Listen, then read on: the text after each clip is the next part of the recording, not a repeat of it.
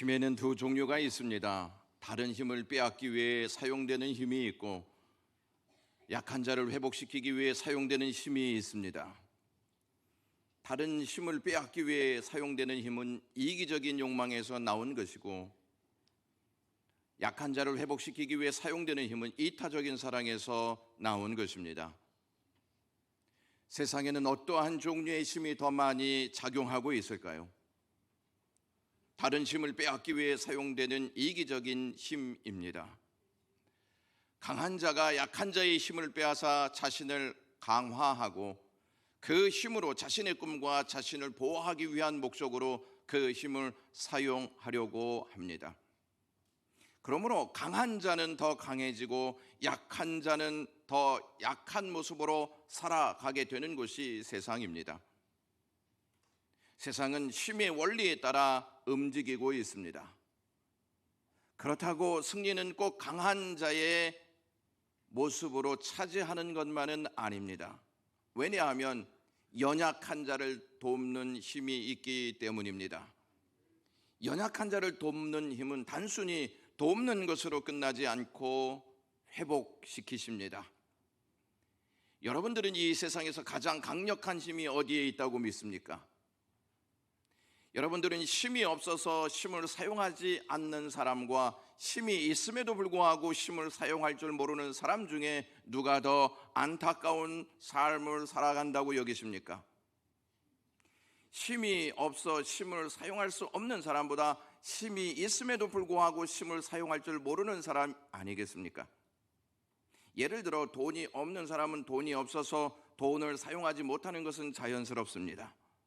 그러나 돈을 가지고 있는 사람이 돈을 사용할 줄 몰라 처량하게 살아간다면 왜 가진 돈을 사용하지 못하고 저렇게 처량하게 사는지 도대체 그 이유를 모르겠어라며 고개를 절레절레 흔들지 않겠습니까? 여러분들이 자녀들에게 밥을 사 먹으라고 돈을 주었는데 자녀가 돈을 사용할 줄 몰라 굶고 다닌다면 부모는 답답한 마음에 돈이 있는데 왜 굶고 다니냐고 가슴을 치지 않겠습니까? 힘이 있는데 그 힘을 사용할 줄 몰라 안타까운 삶을 살아가고 있는 사람이 있는데 그 사람이 누구인지 아십니까? 바로 우리 자신입니다. 돈의 힘, 권력의 힘, 명예의 힘, 학력의 힘, 지혜의 힘, 정보의 힘, 무기의 힘은 우리를 죽음에서 이기게 할 수 없습니다. 그럼에도 불구하고 사람들은 이 힘을 가지려고 한다는 것입니다. 우리에게는 죽음을 박차고 나오신 예수 그리스도가 주신 힘이 있습니다. 그 힘은 우리를 영생하도록 하게 하는 힘입니다. 그 힘을 받은 우리는 예수 그리스도의 능력을 사용할 수 있는 권세까지 받았습니다. 우리의 힘으로 죄와 죽음 그리고 세상을 이길 수 없습니다. 죄와 죽음 그리고 세상을 이길 수 있는 힘은 오직 예수 그리스도가 주신 힘입니다. 핸드폰은 전원을 켜야 사용할 수가 있습니다. 아무리 좋은 핸드폰일지라도 전원을 켜 놓으면 사용할 수 있고 전원을 꺼 놓으면 사용할 수 없습니다. 마찬가지로 우리가 예수 그리스도의 힘을 받아놓고 그 힘을 사용하지 못하는 것은 우리의 믿음을 꺼 놓았기 때문입니다. 아무리 그럴듯하게 보이는 직분이 있어도 교회를 오래 다니는 시간이 있다 할지라도 믿음을 꺼 놓으면 하나님의 능력을 사용할 수가 없습니다. 하나님의 능력을 신뢰하는 자는 믿음의 전원을 항상 켜놓고 다닙니다. 하나님의 능력을 신뢰하지 않는 자는 믿음의 전원을 꺼놓고 다닙니다. 오늘 본문 말씀은 우리가 가장 많이 들은 말씀 중에 하나로 잘 알고 있는 내용입니다. 제9시 기도 시간에 베드로와 야고보가 성전에 올라갈 새 마침 나면서 못 걷게 된 이를 사람들이 메고와 성전에 올라가는 사람들에게 구걸하도록 미문이라는 성전문에 둡니다. 그가 베드로와 요한이 성전에 들어가려고 함을 보고 구걸하였습니다. 나면서부터 못 걷는 이 사람에게 베드로와 요한이 함께 우리를 봐라 이렇게 말합니다. 그 사람은 큰 기대를 가지고 베드로와 요한을 바라보았습니다. 베드로가 그에게 6절에 이렇게 선포합니다. 은과 금은 내게 없거니와 내게 있는 이것을 내게 주노니 나사렛 예수 그리스도의 이름으로 일어나 걸어라 라고 선포합니다. 그 순간 그는 기대가 꺾였을 뿐만 아니라 황당했을 것입니다. 그는 은과 금을 기대했는데 베드로는 나사렛 예수 그리스도의 이름으로 일어나라는 말뿐이었기 때문이었습니다. 실망의 눈빛을 보내고 있는 그에게 베드로가 오른손을 잡아 일으켰습니다. 그러자 그의 발과 발목이 곧 힘을 얻고 뛰어서서 걷게 되었습니다. 그는 금과 은이 줄 수 없는 기적의 힘을 맞이했습니다. 나면서부터 다리에 힘이 없어서 걷지 못했는데 예수 그리스도의 이름에 힘을 얻어 걷게 된 것입니다. 그동안 그 누구도 그 무엇도 자신에게 그런 힘을 주지 못했습니다. 그래서 그는 지금까지 주저앉아 구걸하는 자로 살았던 것입니다. 주님은 세상이 줄 수 있는 힘이 아닌 세상이 주지 못하는 힘을 주시는 분이십니다. 어떻게 이런 일이 가능하게 될까요? 베드로는 어떻게 담대하게 나사렛 예수 그리스도의 이름을 사용한 것일까요? 이 일이 일어난 사건을 좀 더 의미 있게 살펴보기 위해서는 2장과 연결해서 보아야 합니다. 개정개혁에는 기록되어 있지 않는데 3장 1절 원문으로 보면 그리고 라는 접속사가 기록되어 있습니다. 2장은 마가다락방에 모인 120명의 성도들이 성령을 약속으로 주겠다는 약속을 같은 마음으로 믿고 기다리며 기도에 힘썼습니다. 같은 마음으로 믿고 기다리던 그들에게 약속대로 성령께서 임하셔서 은총을 충만히 부어주셨습니다. 그들이 성령을 충만히 받자 방언으로 크게 말하기 시작했습니다. 이에 예루살렘에 모인 무리들이 놀라 이게 무슨 일이냐 소동이 일어났습니다. 이에 베드로가 그들에게 나아가 다윗이 선지자로 이미 그리스도의 부활을 선포하였음을 전하면서 십자가에서 죽은 줄 알았던 예수 그리스도가 부활하셨다 하는 사실을 알립니다. 베드로는 부활하신 그리스도께서 약속대로 성령을 선물로 주셨으므로 우리가 다른 언어 즉 하늘의 언어로 말하기 시작한 것이라 라고 설명했습니다.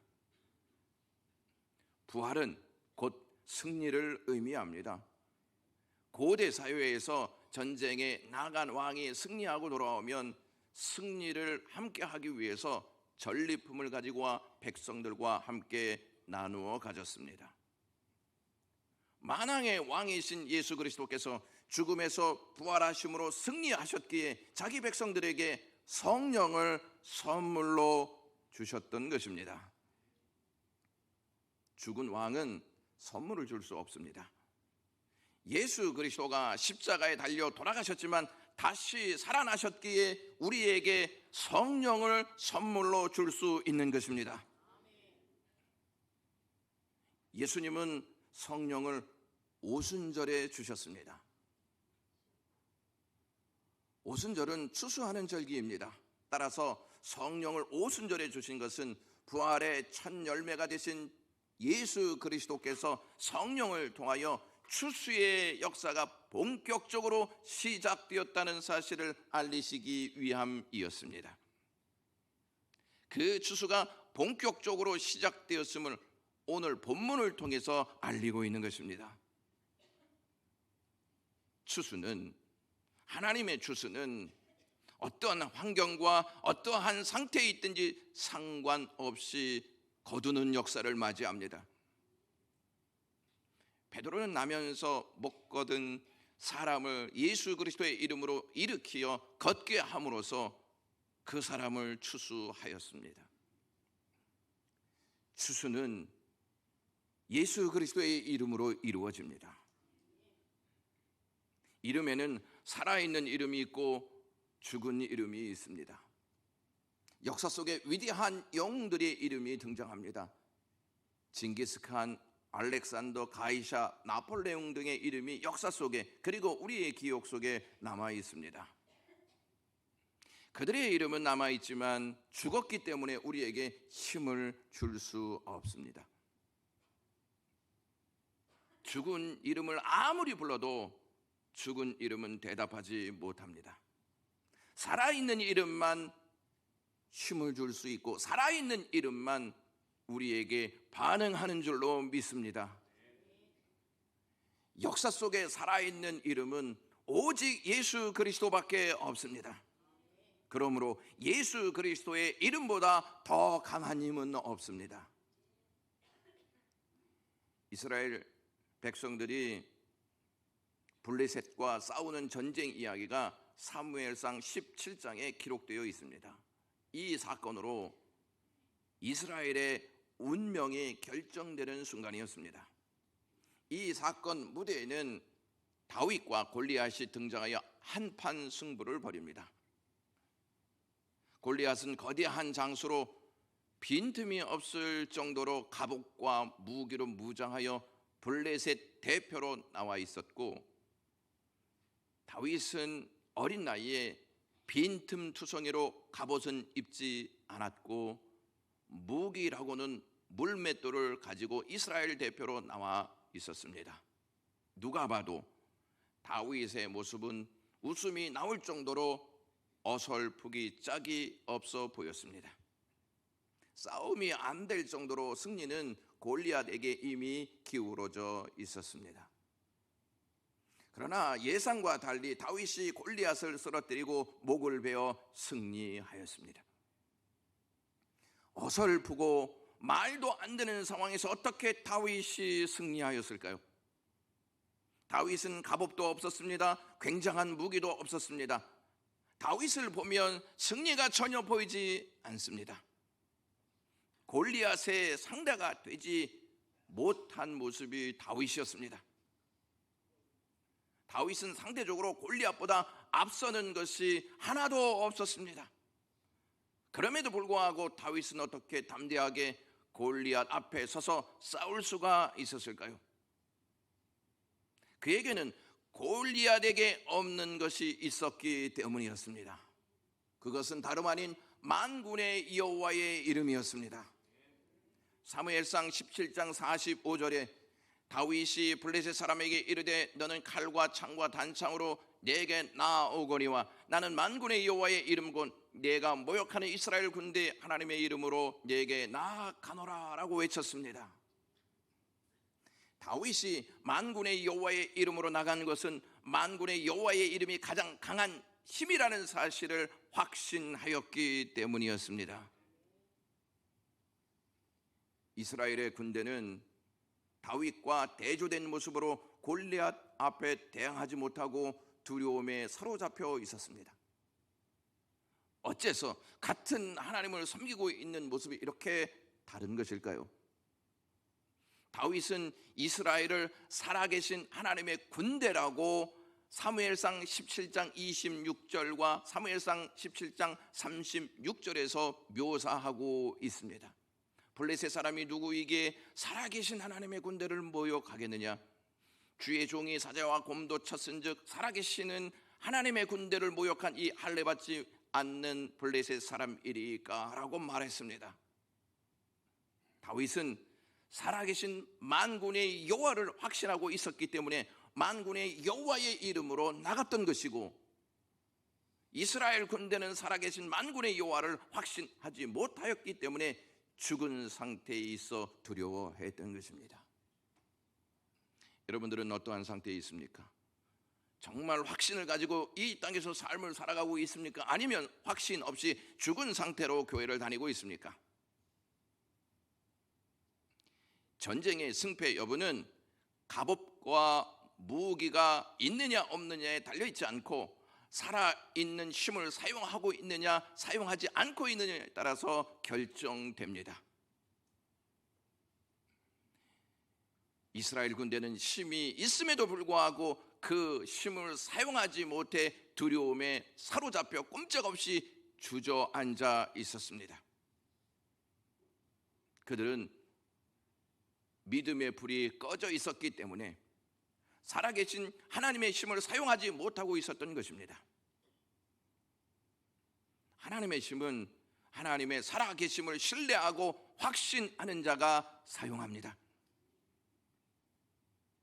하나님의 살아계심을 신뢰하고 확신하는 자는 상대와 비교해 자신에게 없는 것 때문에 주눅들지 않고 자신에게 있는 것만을 생각하고 하나님을 의지하여 담대히 나아가 하나님의 힘을 사용합니다. 다윗은 골리앗에게는 없는 살아계신 만군의 여호와의 이름으로 나아가 골리앗을 무너뜨렸습니다. 다윗이 그랬다면 우리도 그러한 힘을 사용할 수 있지 않겠습니까? 다윗을 승리하게 하신 만군의 여호와이신 하나님께서 육신을 입고 약속하신 대로 다윗의 후손으로 우리에게 찾아오십니다. 다윗이 이스라엘을 대표로 싸워 승리했던 것처럼 다윗의 후손으로 찾아오신 예수 그리스도는 우리의 대표가 되어서 어둠의 권세와 싸워 능히 이기셨습니다.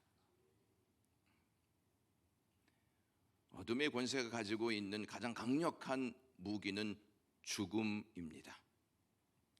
그 무기 앞에 모든 인생들은 다 쓰러집니다. 그러나 예수 그리스도는 죽음을 깨고 부활하심으로 승리하셨습니다. 예수 그리스도께서 십자가에 달려 돌아가시기 전에 제자들에게 다윗과 같이 내 이름으로 구하면 하나님께서 응답해 주실 것이다 하시는 말씀을 하십니다. 요한복음 15장 16절 내 이름으로 아버지께 무엇을 구하든지 다 받게 하려 함이라. 너희가 무엇이든지 아버지께 구하는 것을 내 이름으로 주시리라. 지금까지 너희가 내 이름으로 아무것도 구하지 아니하였으나 구하라. 그리하면 받으리니 너희 기쁨이 충만하리라. 이렇게 말씀하셨습니다. 내 이름을 사용해라. 내 이름을 의지해라. 내 이름에 힘이 있다 하시는 말씀을 우리 주님께서 제자들에게 하셨습니다. 부활하신 예수 그리스도의 이름은 영원히 살아있는 이름인 줄로 믿습니다. 부활을 사는 사람은 다른 힘이 아닌 예수 그리스도의 이름의 능력을 사용하며 삽니다. 예수 그리스도의 부활을 경험한 베드로는 다윗과 같이 살아계신 예수님을 의지하여 나면서부터 못 걸은 사람을 걷게 하였습니다. 예배가 목회다라고 하는 책을 쓴 저자 윌리엄 윌리먼은 이러한 말을 했습니다. 예수의 이름은 하늘에서 살아계시고 일하시는 주님과 땅 위에 있는 그의 공동체 사이의 직접적인 연결고리이다라고 말했습니다. 예수님의 이름으로 기도하면 하나님께서 그 기도를 들으시고 친히 시행하십니다. 우리는 이런 엄청난 특권을 가지고 있습니다. 이 특권을 사용해야 하지 않겠습니까? 그리스도인들은 예수 그리스도의 이름으로 불가능을 가능케 할 수 있는 권세를 가지고 있는 자들입니다.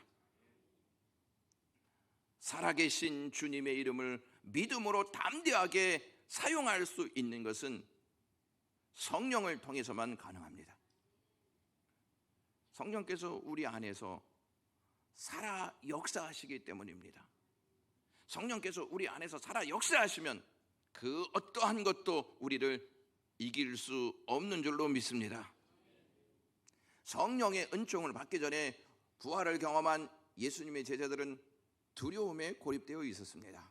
어떻게 살아야 할지, 무엇을 하며 살아야 할지 몰라 과거의 삶으로 돌아갔습니다. 그러한 그들에게 예수님은 다시 찾아가셔서 다시 시작할 수 있도록 약속의 은혜를 베푸셨습니다. 그 약속의 은혜가 성령입니다. 그들은 예수 그리스도의 약속대로 성령을 받아 두려움에서 해방되어 담대함으로 부활하신 예수 그리스도를 전하는 증인들이 되었습니다. 교회의 탄생은 부활하신 예수 그리스도의 능력으로 된 것입니다. 예수 그리스도께서 부활하시지 않았다면 교회는 탄생하지 못했을 것이고, 예수 그리스도가 부활하시지 않았다면 성령을 보내지 않았을 것이고, 성령을 보내지 않았다면 교회는 탄생할 수가 없습니다. 성령으로 잉태하신 예수 그리스도는 부활하신 후에 성령을 보내심으로 교회를 잉태하게 하셨습니다. 그러므로 세상에서의 교회의 역할은 부활의 삶을 살아내는 영적 공동체가 되어야 합니다. 그러기 위해서는 부활절에 계란을 나누고 여러 가지 행사하는 것으로 그 의미를 다 부여하고 마는 것이 아니라, 부활하신 주님이 약속하신 성령으로 충만해야 합니다.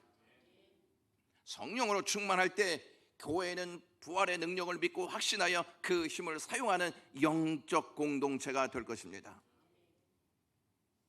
교회가 성령을 구하는 목적이 여기에 있습니다. 나면서 걷지 못한 사람은 베드로의 말을 듣고 나서 분명 당황스러웠을 것입니다. 이게 무슨 소리야? 나보고 걸으라고? 나면서부터 걷지 못한 나를 걸으라고? 이 사람이 제정신인가? 라고 생각했을 것입니다. 그때 베드로가 7절 말씀 보시면 오른손을 잡아 일으키니 발과 발목이 곧 힘을 얻게 되었다고 말하고 있습니다. 여러분, 만약에 베드로가 내가 이 사람에게 예수 그리스도의 이름을 선포했는데 이 사람이 일어나지 못하면 어떻게 할까라고 염려했다면, 거기에 사로잡혀 있었다면, 나면서부터 걷지 못한 사람이 일어날 수 있었을까요? 베드로는 그러한 생각에 사로잡히지 않았습니다. 왜냐하면 성령을 통해 이미 자신 안에 성령께서 힘을 주셨기 때문에 그것을 확신하고 그 힘을 가지고 그 나면서부터 걷지 못한 사람의 오른손을 잡아 일으켰던 것입니다. 하나님은 베드로와 요한에게 성령을 통해서 힘을 주셨고, 그 힘으로 그 안진뱅이를 일으킬 수 있는 능력을 갖게 하셨습니다. 여러분, 추수는 힘이 있어야 합니다. 힘이 없으면 추수할 수 없습니다. 지금 이 시대는 성령께서 추수하시는 시대인데, 그 힘은 오직 예수 그리스도가 주시는 힘으로만 가능합니다. 일어서게 된 그 사람은 베드로와 요한과 함께 성전으로 들어갑니다. 난생 처음으로 성전에 들어갔던 것입니다. 나면서 걷지 못한 자는 자신이 가지고 있는 연약함 때문에 단 한 번도 성전 안으로 들어가지 못했습니다. 그가 있던 자리는 성전 미문이라고 말씀하고 있는데 아름다운 문입니다. 날마다 그 자리에 앉아서 구걸하고 있었습니다. 미문은 동쪽에 있는 문으로 이방인의 뜰을 지나 여인들의 뜰로 들어가는 문이었었는데, 아름답고 값진 고린도산 황동으로 만들어진 웅장한 문이었다고 합니다. 그가 앉아있던 미문은 그에게 무슨 의미가 있었을까요? 그저 날마다 앉아 구걸하는 장소밖에 별다른 의미가 없었습니다. 아름다운 것도 그에게 힘이 되지 못했습니다. 그의 운명을 바꾼 것은 아름다움이 아니라 그의 운명을 바꾼 것은 예수 그리스도의 이름이었습니다. 사도행전의 저자 누가는 안진뱅이가 뛰어서서 걸으며 걷기도 하고 뛰기도 했다는 말을 반복적으로 합니다. 왜냐하면 그가 진정으로 치유받았다 하는 사실을 증명하기 위해서입니다.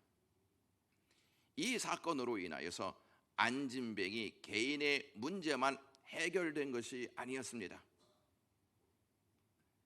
유대인들에게 있어서 안진뱅이가 걷고 뛴다는 것은 메시아의 시대가 도래했다는 강력한 증거였습니다. 이사야 35장 6절 말씀에 그때의 저는 자는 사슴같이 뛸 것이며 벙어리의 혀는 노래하리니 라고 기록되어 있습니다. 그때의, 여기에서 그때는 메시아의 시대를 의미합니다. 예수님은 그 말을 토대로 누가복음 7장 22절에 소경이 보며 안진뱅이가 걸으며 문둥병이 깨끗함을 받으며 귀머거리가 들으며 죽은 자가 살아나며 가난한 자에게 복음이 전파된다 라고 말씀하셨습니다. 메시아의 시대가 열렸다, 메시아께서 역사하고 계시다 하는 사실을 알려주고 있는 내용입니다. 부활하신 예수님은 하나님이 자신을 보냄같이 자신도 제자들을 세상에 보내어 메시아의 시대가 열렸음을 알리게 하셨습니다. 누가는 이 사건을 상세히 기록하므로 안진뱅이를 고치신 그분이 바로 부활하신 예수 그리스도이심을 외치고 있습니다. 안진뱅이에게 어떠한 믿음이 있었던 것이었을까요? 안진뱅이에게는 그러한 믿음이 없었습니다. 그는 은혜를 입었을 뿐이고 그 은혜를 주신 분은 예수 그리스도이셨습니다. 그런 그가 예수 그리스도의 이름으로 힘을 얻어 성전에 들어가서 한 것이 8절과 9절에 나타나 있는데 하나님을 찬송했다고 기록되어 있습니다. 그가 성전에 들어가 하나님을 찬송한 것은 자신에게 벌어진 일이 하나님의 능력으로 된 것임을 믿었기 때문입니다. 그는 하나님이 만드신 본래의 목적으로 돌아간 것입니다. 하나님이 우리를 만드신 본래의 목적이 무엇인지 아십니까? 하나님 면전에서 하나님을 찬송하는 것입니다. 사람은 죄를 범함으로 타락하여서 본래의 목적에서 이탈하여 자신과 자신이 있는 대상을 노래하는 자가 되었습니다. 타락한 인간은 스스로 하나님을 찬송할 수 있는 힘을 잃어버렸습니다. 인간이 본래의 목적을 회복하기 위해서는 예수 그리스도의 이름에 힘을 얻어야 하는 줄로 믿습니다. 우리가 하나님 앞에서 하나님을 찬송하는 일이 얼마나 복되고 귀한 것인지를 알고 감사해야 합니다. 우리가 하나님 앞에서 하나님을 찬송하는 것은 곧 예수 그리스도께서 우리를 본래의 목적대로 회복시키셨다는 증거입니다. 부활을 사는 교회와 부활을 사는 우리가 해야 할 역할이 있습니다. 우리가 사는 이 세상도 오늘 본문에 등장하는 사람과 같이 어디에서도 힘을 얻지 못해 세상에 구걸하며 사는 사람들이 많이 있습니다. 세상에 구걸하는 사람들에게 예수 그리스도의 이름으로 힘을 얻게 해 인간의 본래의 목적을 회복시키는 일, 그것을 교회와 우리가 해야 하는 줄로 믿습니다. 그 일을 하기 위해서는 반드시 성령으로 충만해야 합니다. 성령 충만이 무엇일까요? 성령 충만은 항상 내게 있는 예수 그리스도의 힘으로 사는 것을 말합니다. 세상의 힘이 아닌, 내 힘이 아닌 내 안에 계신 예수 그리스도의 힘으로 사는 것, 이것이 성령 충만의 역사인 줄로 믿습니다. 여러분 혹시 우리나라 초대교회 시절에 김익두 목사님을 아십니까? 그 목사님은 치유 사역으로 유명했던 분이었습니다. 그런 목사님에게 유명한 일화가 있습니다. 전도사 시절 길을 가다가 안진뱅이 거지를 보았습니다. 목사님은 오늘 본문 말씀을 생각했습니다. 그리고 마음에 믿기만 하면 성경대로 역사가 일어날 것이라 생각했습니다. 한번 해보자 결심하고 한적한 과수원 돌담 밑으로 거지를 업고 갔습니다. 그 자리에서 하지 왜 한적한 곳으로 데리고 갔을까요? 그리고는 이렇게 선포했습니다. 은과 금은 내게 얻거니와 내게 있는 것으로 내게 주노니 나사렛 예수의 이름으로 일어나 걸어라 하면서 손을 잡고 일으켰습니다. 기적이 일어났을까요? 그 안진뱅이가 아파서 죽겠다고 나 좀 살려주세요 이렇게 소리쳤습니다. 김익두 목사님은 크게 좌절했습니다. 하나님께 왜 성경대로 안 되느냐고 몸부림치며 기도하다가 나중에 자신에게 문제가 있다는 사실을 알게 되었습니다. 그의 관심이 온통 기적에만 있었던 것이었기 때문입니다. 그는 진정으로 회개했습니다. 그는 오직 예수님의 마음만 품기로 결정했습니다. 그러다가 다시 그 거지를 만났습니다. 지난날 자신이 잘못됐다는 사실을 그에게 고백하고 회개했습니다. 그리고 그를 향한 주님의 마음으로 눈물로 기도했습니다. 그런데 그 거지가 일어났습니다. 이후에 그 목사님을 통하여 수많은 치유 역사가 일어났습니다. 김익두 목사님이 그러한 경험을 통해 하나님이 하신 말씀을 평생 잊지 않고 사역에 적용하였습니다. 안진뱅이를 일으키려고 하지 말라. 오직 예수님만 주목하고 예수님의 마음만 품으라. 주께 순종하기만 하라 하는 말씀이었습니다. 성령 충만은 오직 예수 그리스도께 힘을 얻어 예수 그리스도의 마음을 품고 사는 삶입니다. 초대교회는 돈이 없었습니다.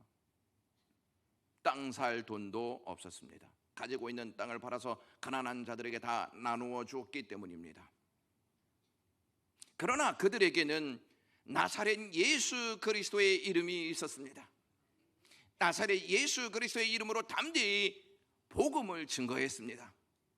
나사렛 예수 그리스도의 이름으로 합심하여 기도했습니다.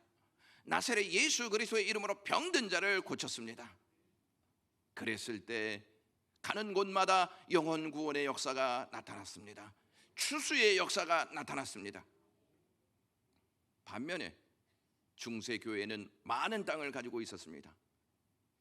12세기 무렵에는 독일 땅의 절반이 교회 땅이었습니다. 금으로 교회의 기둥을 세우고 대리석으로 바닥을 깔았습니다. 그러나 독일 교회는 나사렛 예수 그리스도의 이름이 없었습니다. 오늘날 교회도 다르지 않습니다. 교회는 금과 은이 가득한 교회, 재정이 넘치는 교회, 사람이 많은 교회가 좋은 교회라고만 말할 수 있지 않습니다. 좋은 교회는 부활을 사는 교인들이 가득한 곳이 좋은 교회인 줄로 믿습니다. 부활을 사는 교인, 나사렛 예수 그리스도의 이름으로 힘을 얻고 힘을 잃고 있는 세상에 구걸하며 사는 사람들을 그리스도 앞으로 나오게 해서 창조의 목적대로 하나님을 찬송하게 하는 일에 헌신하는 교회가 좋은 교회인 줄로 믿습니다. 그러한 사람들이 좋은 교인인 줄로 믿습니다. 부활은 단순히 살아나는 것으로 끝나지 않고 인간의 본래의 목적인 하나님을 찬송하는 자리로 돌아오는 것을 말합니다. 영광교회는 부활을 사는 교회, 부활을 사는 교인들로 가득한 교회가 되시기를 주님의 이름으로 축원합니다. 기도하겠습니다. 고마우신 주님, 부활을 살도록 오늘도 말씀해 주시니 감사합니다. 성령을 통해 그리스도께 힘을 얻고 살아갈 수 있는 영광의 모든 가족들 되게 하옵소서.